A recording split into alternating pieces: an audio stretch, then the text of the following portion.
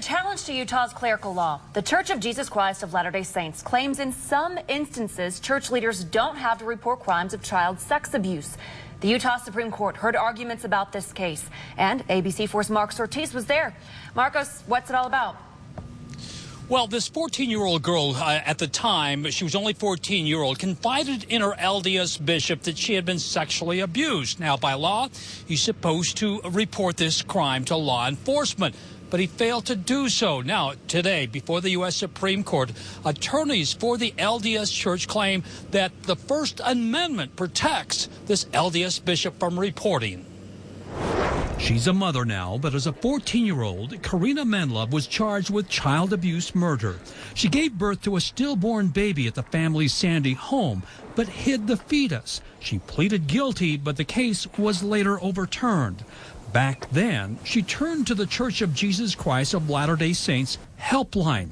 She met with her LDS bishop to report the sex abuse case, which she claims led to her pregnancy. That was not sitting there as a discussion for confession. That was make it stop.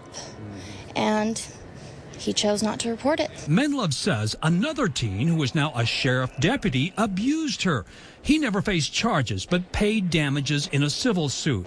Now, Menlove's family is seeking justice against the LDS bishop and the church for failing to report the sex abuse in the first place. No one was ever held criminally accountable for anything except Karina for being a victim. In front of the Utah Supreme Court, attorneys for the church claim the First Amendment protects the bishop because he's offering spiritual guidance. But Menlove's attorney says Utah's law requiring clergy to report sex abuse crimes against children is at stake, and Menlove knows she's a test case. If I have to be the guinea pig, why not?